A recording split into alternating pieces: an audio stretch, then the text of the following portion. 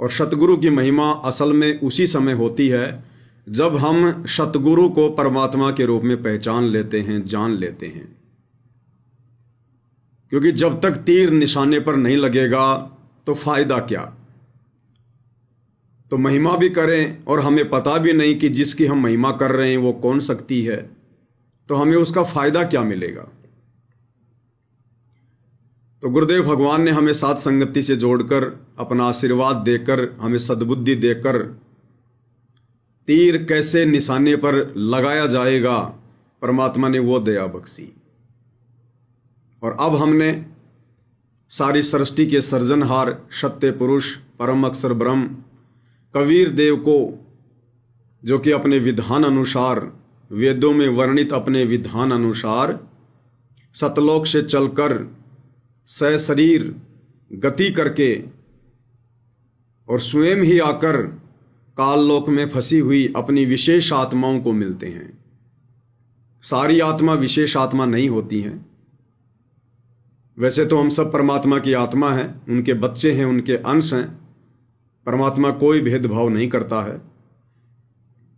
लेकिन 21 ब्रह्मांड में आने के बाद, काल के लोक में आने के बाद, हम आत्माओं की स्थिति में भी बहुत अंतर आ चुका है।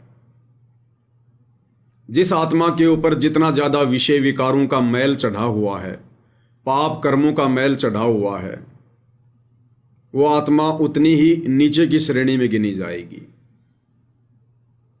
और जो आत्मा निर्विकार होती है या निर्विकार होने की दिशा में आगे बढ़ रही होती है, युगों युगों से परमात्मा की शरण में रहकर भक्ति करते हुए आ रही है, वो आत्माएं परमात्मा की नज़रों में विशेष आत्माएं होती हैं। तो परमेश्वर अपने वेदों में वर्णित विधान अनुसार अपनी विशेष आत्माओं को सतलोक से सशरीर चलकर गति करके यहाँ आकर मिलते हैं, उनको अपने विषय में जानकारी देते हैं, सतलोक के विषय में जानकारी देते हैं और उनकी भक्ति वाली यात्रा परमात्मा आगे की शुरू करवाते हैं। और जिस जन्म में उस आत्मा की वो यात्रा खत्म होने वाली होती है, उस जन्म में परमेश्वर उस आत्मा को अपने साथ सतलोक ले जाते हैं। तो ये मौका भाई और बहनों, अगर ज्ञान आधार से देखा जाए, विचार किया जाए, तो आप और हम सभी सत्सेवक भाई बहनों की वो जो यात्रा है, वो लगता है इसी जन्म में हमारी अंतिम यात्रा है। और जब हमें ये पता चल जाए कि कितना संघर्ष करके, कितनी कुर्बानियां देकर, कितना बलिदान देकर, क्योंकि आज से पहले वो आत्माएं आप और हम ही हैं जिनके विषय में गुरुदेव भगवान हमें बताते रहते हैं, जिनका इतिहास बन चुका है। आज जिनका उदाहरण गुरुदेव हमारे सामने रखते हैं दृढ़ता के लिए, विश्वास के लिए। अर्जुन सर्जुन, मीराबाई, धन्ना भगत, रविदास भगत, पंडित रामानंद जी, सर्वानंद जी, और भी जितनी आत्माएं हैं, मंसूर जी, राजा मोर ध्वज, तामर ध्वज, बाजीद, शेख फरीद, ये जितनी भी आत्माएं हैं भाई और बहनों, परमेश्वर जिनके पीछे युगों युगों से पड़े हुए थे, कभी शरण में रहे, कभी शरण से दूर हो गए, फिर परमात्मा ने मौका देखा, मनुष्य जन्म दिया, अपनी शरण में लिया, बैटरी चार्ज की, क्योंकि इस कलयुग की पिछली पीढ़ी तक उन सभी आत्माओं को परमात्मा ने लेकर आना था। तो भाई और बहनों, हम जिन जिन आत्माओं के, जिन जिन परम भक्तों के उदाहरण गुरुदेव भगवान के श्री मुख कमल से सुनते हैं, वे आत्माएं और कोई नहीं, आप और हम ही हैं। तो अब वो समय आ गया है भाई और बहनों, आप और हमने भी अब ये विचार करना होगा कि आज से पहले हमने कितने बड़े बड़े बलिदान दिए। राजा मोर ध्वज ने अपने ही बेटे को आरे से काट दिया मोक्ष प्राप्ति के लिए, स्वर्ग के लिए। मंसूर ने अपने शरीर का अंग अंग कटवा दिया अपने गुरु के वचन को निभाने के लिए। मीराबाई ने घर त्याग दिया परमात्मा प्राप्ति के लिए। धन्ना भगत कुर्बान था, समर्पित था, भक्ति के लिए, तो आप और हम ही हैं भाई और बहनों। तो अब हमने ये विचार करना पड़ेगा कि कहीं अब इस मोक्ष के प्राइम समय में आकर, जिस समय आत्माएं सतलोक जाती हैं, काललोक से बंधन मुक्त हो जाती हैं, अब इस प्राइम टाइम में कहीं मेरी वो पूर्व जन्मों की कुर्बानियां, वो बलिदान कहीं व्यर्थ ना चला जाए, कहीं मैं फिर से इस कालबली के हत्थे ना चढ़ जाऊं। बड़ी मुश्किल से परमात्मा ने इस काल से मेरा हाथ छुड़वाया है, अपना ये भक्ति रूपी केला देकर। गुरुदेव ने हमें उदाहरण बताया कि काल ने किस प्रकार हमारे को जकड़ रखा है। एक बंदर का उदाहरण दिया परमात्मा ने कि बंदर पकड़ने वाला क्या करता है। अब वो बंदर तो हैं आप और हम भाई बहन, जो सतलोक से इस काल के चक्कर में यहां आ गए। तो बंदर हैं आप और हम, और बंदर पकड़ने वाला है ये काल। तो बंदर पकड़ने वाला क्या करता है, एक सकड़े से मुंह का एक मटका लेता है। उसका मुंह केवल इतना चौड़ा होता है कि बंदर का हाथ उसमें आसानी से चला जाए। उस मटके को वो जमीन में गाड़ देता है अच्छे से, खाली उसका मुंह ऊपर रहता है, और थोड़े बहुत उसमें चने डाल देता है, और थोड़े बहुत चने उस मटके के बाहर डाल देता है। और वो ऐसी जगह पर वो मटका गाड़ता है जहां पर बंदर होते हैं। अब बंदर क्या करेगा, आदत है इधर उधर झांकने की। तो बंदर देखेगा कि यहां तो खाने की वस्तु है, चने हैं। वो पहले तो उस मटके के बाहर जो चने हैं उनको खाएगा, फिर वो झांक कर देखेगा कि इसमें क्या है। तो वो देखता है कि इसमें तो चने हैं। उस लालच में वो मटके में हाथ देता है और अंदर मुट्ठी भर लेगा उन चनों की, और फिर बाहर निकालने का प्रयास करेगा। अब वो मटके का मुंह केवल इतना ही होता है कि खुला हाथ अंदर जा सकता है। अगर आपने मुट्ठी बांध ली तो बाहर नहीं निकल सकते आप। अब उस बंदर में इतना दिमाग नहीं, उस बंदर में अब इतना दिमाग नहीं होता कि मैं मुट्ठी खोल दूं। और वो प्रयास करता है, जोर लगाता है। गुरुदेव भगवान कहते हैं टट्टी पेशाब कर देता है, लेकिन उसकी बुद्धि यहां तक काम नहीं कर रही कि मैं ये मुट्ठी खोल दूं। और वो बंदर पकड़ने वाला आता है और उस मूर्ख को उसके गले में डाल के रस्सी और उसको ले जाता है। और फिर क्या करेगा, उसको बेचेगा। और जो खरीदेगा वो क्या करेगा, उसको पढ़ाएगा। क्या पढ़ाएगा, लोगों को स्वांग दिखाने के लिए, लोगों का मनोरंजन करने के लिए उसको वो समझाएगा, पढ़ाएगा, और सारी जिंदगी फिर ऐसे उसकी दुर्गति रखेगा। तो ये काल है भाई और बहनों, वो बंदर पकड़ने वाला। और आप और हम हैं वो लालची बंदर। और हम बंदरों को, 21 ब्रह्मांड के सभी जीवों को, प्राणियों को, राजा से लेकर रंक, देव से लेकर महादेव, ब्रह्मा विष्णु महेश, ये सब जो है ये बंदर की श्रेणी में है। हम सब जीव हैं, आत्माएं हैं हम। और ये काल हम सबको असंख्य युगों से इसी प्रकार से नचा रहा है। तो परमात्मा ने क्या बताया कि वो बंदर उसमें हाथ तो दे देता है और मुट्ठी भर लेता है, फिर वो छोड़ता नहीं है। तो गुरुदेव ने बताया इस काल ने हमारे को ये मोह ममता रूपी लालच, ये तेरी कार, ये तेरी कोठी, ये तेरा बेटा, ये तेरी बेटी, ये तेरा बिजनेस, ये तेरी संपत्ति, ये तेरा प्लाट, ये तेरी नौकरी, इसने हमारे को ये लोभ लालच दे रखा। यहां पर हमने मुट्ठी बांध रखी है और ये हमारे से छूट नहीं रहे। और जब तक हमारे से ये विषय विकार नहीं छूटेंगे, कामी क्रोधी लालची, इनसे भक्ति ना होए, भक्ति करे कोई शूरमा, जात वर्ण कुल खोए। जब तक हम ये कार, कोठी, बेटा बेटी, संपत्ति, इनकी वास्तविकता को समझकर जब तक हम ये मुट्ठी ढीली नहीं करेंगे, तब तक हम यहां से बाहर नहीं निकल सकते।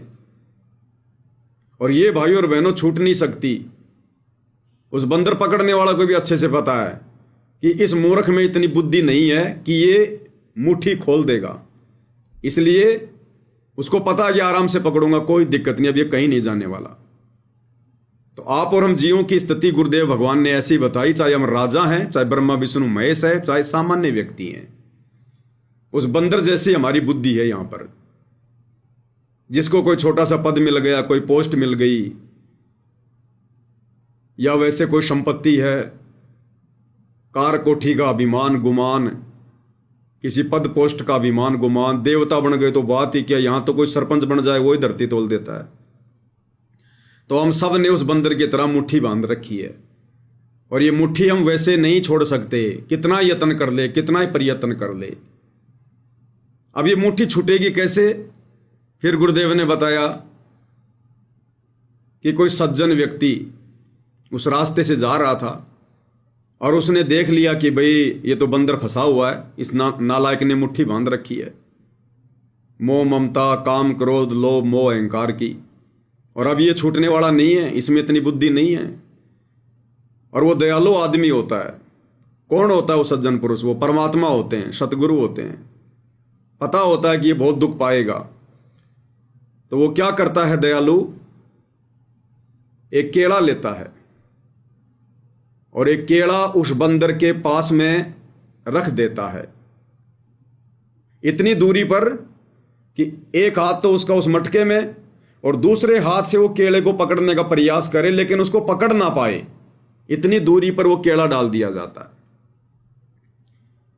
तो बंदर कोशिश करता है और कोशिश में क्या करेगा वो? उसका ध्यान उस मुट्ठी से हटकर, उन चणों से हटकर उस केले के ऊपर लग जाता है। और गुरुदेव ने बताया कि जैसे ध्यान उसका केले पे लगा, मुट्ठी से ध्यान हटा और जरा सा वो ढीली करता है मुट्ठी को, और एक बार 2 4 5 चने निकले, फिर वो खड़क देसी नीचे गिर जाते हैं सारे और मुट्ठी ढीली हो जाती है। फिर वो बंदर हाथ निकाल के उठा के केला वहां से भाग लेता है। तो गुरुदेव भगवान ने आप और हम सभी बंदरों को, जो काम क्रोध मोह लोभ अहंकार विषय वासना, ना जाने कैसे कैसे लोभ देकर लालच देकर काल ने हमें फंसा रखा है, और हमने मुट्ठी बांध रखी थी यहां पर, और हम लोग मरी जाते थे अपना अपना कहते हुए, मन में 100 प्रकार की चिंताएं रखते हुए। हे भगवान, अब मेरे जाने के बाद में क्या होगा? ये बच्चे कैसे संभालेंगे इस काम को? इनमें तो इतनी बुद्धि भी नहीं है, मेरे दूसरे भाई खा जाएंगे मेरे मरने के बाद, इनको हिस्सा भी पूरा नहीं देंगे। इसी सोच में हम मर जाते थे और वापस उसी घर में गधे कुत्ते सुअर बनकर, गाय बैल भैंस बनकर वहीं जन्म ले लेते थे। तो गुरुदेव भगवान ने फिर हमें ये तत्व ज्ञान रूपी केड़ा, अपना अनमोल ज्ञान सृष्टि रचना, ये परमात्मा ने हमें आकर खिलाया। हमें लालच दिया परमात्मा ने, क्योंकि हम लालची आदमी हैं, हम लालची हैं। अगर एक लालच को छुड़वाना है तो उससे बड़ा लालच देना होगा। मालिक को पता है ये स्वार्थियों का लोक है, ज्ञानवान को कोई नहीं मानता यहां। तो गुरुदेव भगवान ने हमें एक बड़ा लालच दिया, जैसे उस बंदर को लालच दिया ना कि छोड़ दे ये चने, अब देखो केला कितनी मीठी वस्तु है, चने से कुछ नहीं होगा, केला खा। तो ऐसे ही परमात्मा ने हमारे को लालच दिया, हमें वास्तविकता बताई, सच्चाई बताई कि अगर तुम्हें वास्तविक सुख चाहिए तो शतलोक में मिलेंगे। यहां के सुख तो नश्वर हैं, कभी भी तुम मर सकते हो, तुम्हारी आंखों के सामने तुम्हारे बेटा बेटी मर सकते हैं, लाखों लोगों के मर रहे हैं। कभी भी तुम्हारी संपत्ति छीनी जा सकती है, चोर चोरी कर लेगा, डाका डाल लेगा, तुम्हारी हत्या हो सकती है, और मरने के बाद ये संपत्ति तुम्हारी रह नहीं सकती। और शतलोक में जाओगे तो वहां परमानेंट है, कोई तुमसे नहीं छीनेगा। वहां कोई लड़ाई झगड़े मुकदमे नहीं है, कोई कोर्ट कचहरी नहीं है, वहां पर कोई किसी को परेशान नहीं करता, दुखी नहीं करता। तुम्हारे महल, और कितने बड़े बड़े महल बताए गुरुदेव ने भाई और बहनों। जिन आत्माओं का शतलोक में 16 सूर्य जितना प्रकाश, उनके महल कितने बड़े होंगे। गुरुदेव भगवान ने बताया जितनी ये पृथ्वी है ना, ये पृथ्वी कितनी बड़ी है, जिस पर ये पूरे देश वगैरह स्थापित हैं, जितनी बड़ी ये धरती है, इससे भी बड़े बड़े सतलोक में हमारे प्लाट हैं, हमारे महल हैं रहने के लिए, इतने बड़े बड़े। और सबके महल के आगे पर्सनल विमान खड़े हैं, हमारे पर्सनल विमान। और वो विमान यहाँ की तरह नहीं चलते, वो डीजल से, पेट्रोल से, या कोई उनमें कोई ईंधन डालेंगे तब चलेंगे, या कोई ड्राइवर चाहिए उसको चलाने के लिए हैं। वो तो वस्तु ही अलग बताई परमात्मा ने, वो यहां उनका वर्णन ही नहीं किया जा सकता, वर्णन भी। और यहां के ब्रह्मा विष्णु महेश को जो चार जो मुक्तियां प्राप्त हैं, कहते हैं वो तो वहां हमारे चरणों में पड़ी रहती हैं, हम तो उनकी तरफ देखते भी नहीं है। चार मुक्ति जहां चंपी करती माया हो रही दासी, और दास गरीब अभय पद परसै, वो मिले राम अविनाशी। तो वहां जो सुख हैं, यहां के ब्रह्मा विष्णु महेश के सुख तो वहां हमारे चरणों में पड़े रहते हैं, हम उनकी तरफ देखते भी नहीं, झांकते भी नहीं है। ऐसे ऐसे सुख हैं वहां पर।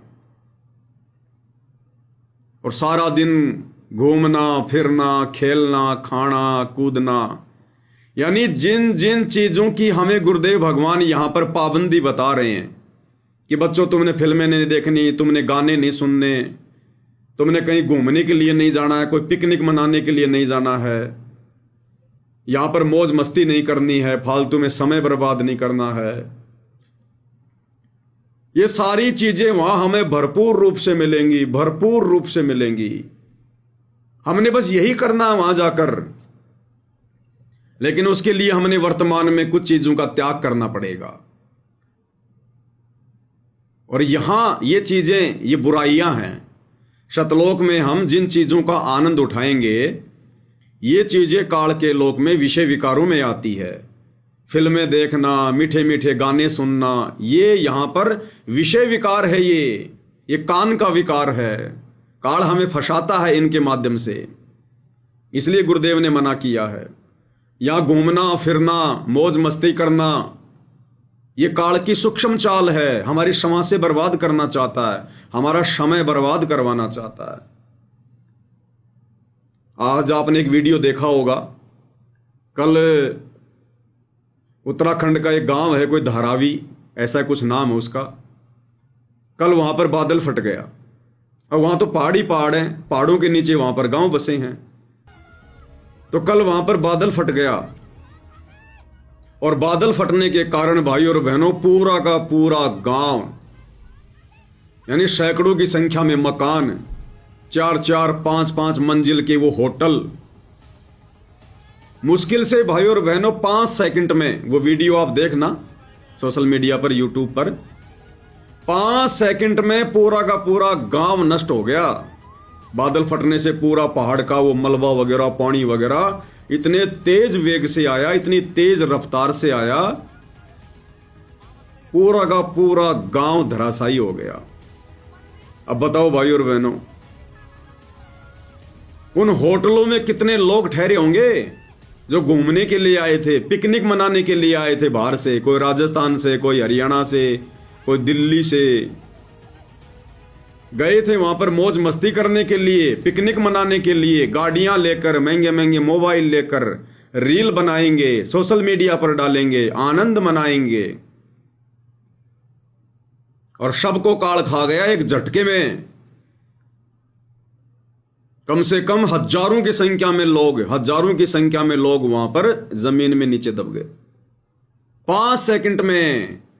इसलिए परमात्मा कहते हैं यहां पर किस चीज की मौज मस्ती मनाएं, कैसा आनंद यहां, वो आनंद 1 सेकंड में यहां पर दुखों में तब्दील हो जाता है, पल में। ना जाने काल की कर डारे, किस विध डल जा पासावे, और जिनाते सरते मौत खुड़क दी उन्हानू केड़ा हासावे। जिनके सर पर मौत दिखाई दे रही हो, गुरुदेव कहते हैं यदि आपकी गर्दन पर कोई कच्चे धागे से कोई तलवार को लटका के रख दे, आप कभी चैन की नींद सो सकते हो क्या? मौज मस्ती कर सकते हो क्या? तुम्हें हंसी आ सकती है क्या? तो भाई और बहनों, आप और हमें गुरुदेव ने वो दिव्य दृष्टि दे दी, अपना तत्व ज्ञान देकर। हमें दिखाई दे रहा है कि ये काल की तलवार हरदम हमारी गर्दन पे लटक रही है। और जरा भी हमने मर्यादा तोड़ी, जरा भी हमने कुछ हरकत की, ये तुरंत टूट के हमारी गर्दन पे गिरेगी। फिर क्या है, कुछ नहीं, फिर ये 84 में ठोक देगा, फिर हम किसी काम के नहीं रहेंगे, अपना कर्म भोगेंगे। इसलिए भाइयों और बहनों, यहां पर गुरुदेव भगवान हमें हर प्रकार से सावधान करते हैं कि यहां तो तुम भक्ति में मन लगाओ।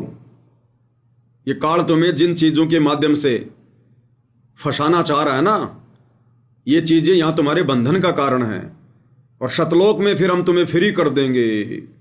हम सब भाई बहन शतलोक में फ्री, फिर हमें और कुछ काम ही नहीं, वहां ना कोई खेती बाड़ी करनी, ना कोई वहां पर कोई मटके बनाने, ना कोई मजदूरी करनी, काम धंधा तो है ही नहीं वहां पर।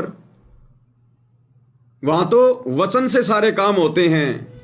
जैसे ही आपको भोजन खाने की इच्छा हुई, गुरुदेव कहते हैं तुम्हारी रसोई में तुरंत हलचल शुरू हो जाएगी, ऑटोमेटिक। कोई नौकर नहीं, कोई नौकरानी नहीं, ऑटोमेटिक हलचल शुरू हो जाएगी। और सेकंडों में तुम्हारे सामने तरह तरह के स्वादिष्ट व्यंजन। यहां पर तो खाली हम 56 प्रकार के व्यंजन सुनते हैं, वहां पर तो 56 लाख प्रकार के मांगोगे तो भी आ जाएंगे सामने। और 56 लाख प्रकार के व्यंजन खाएंगे, वहां पर पेट नहीं फूलता, वहां पर सीमा नहीं है, जितने मर्जी खाओ, सब नूरी है, शब्द है। और आनंद यहां से अनंत गुना ज्यादा, अरबों खरबों गुना ज्यादा आनंद। अगर घूमने की इच्छा हुई, तुरंत विमान में हलचल हो जाएगी। विमान हमारा बोलेगा भैया आ जाओ, मैं तैयार हूं। ऑटोमेटिक गेट खुलेंगे, विमान में जाके बैठ जाएंगे। वहां विमान कभी एक्सीडेंट नहीं होता। पहाड़ों के अंदर से विमान जाएगा, क्योंकि वहां पर जो है वो श्वासों से जीवन नहीं है, वहां पर 5 तत्व से बनी हुई कोई चीज नहीं है। जैसे हम लोग हवा को पार करके निकल जाते हैं, हवा हमें नहीं रोकती है, इसी प्रकार से वहां पर चाहे पहाड़ों के अंदर से जाओ, चाहे पानी के अंदर से जाओ, कोई दिक्कत नहीं। वहां पर घर वालों को भी चिंता नहीं होती कि बच्चा गया था अभी तक आया क्यों नहीं, वहां समय नहीं है। वहां पर रात होती नहीं है कि भाई रात हो गई बच्चा आया क्यों नहीं। वहां कोई 84 लाख योनियां नहीं है कि भाई रास्ते में उसको कोई सांप खा जाएगा या कोई शेर खा जाएगा। कोई टेंशन ही नहीं है वहां पर। सबको दिव्य दृष्टि जो है वो प्राप्त है, सबको हम देख सकते हैं 1 सेकंड में कौन कहां क्या कर रहा है। तो रियल सुख वहां है, और उन सुखों को प्राप्त करवाने के लिए हमने गुरु वचन में रहना पड़ेगा। क्योंकि डॉक्टर हैं गुरुदेव भगवान अध्यात्म के, हम मरीज हैं जन्म और मरण के। तो मरीज का ये कर्तव्य बनता है कि पहले डॉक्टर की पहचान कर ले कि डॉक्टर ये झोला छाप है या ओरिजिनल डॉक्टर है। अगर पता चल जाए कि ओरिजिनल डॉक्टर है, और वो पता करने के बहुत सारे तरीके हैं। सबसे पहला तरीका तो ये है कि भाई आप किसी ऐसे हॉस्पिटल में एडमिट हो जो कि सरकार से मान्यता प्राप्त हो। अब हमें कैसे पता चलेगा कि गुरुदेव भगवान का यथार्थ 13वां कबीर पंथ मान्यता प्राप्त है? शास्त्रों से, भक्ति का आधार है शास्त्र।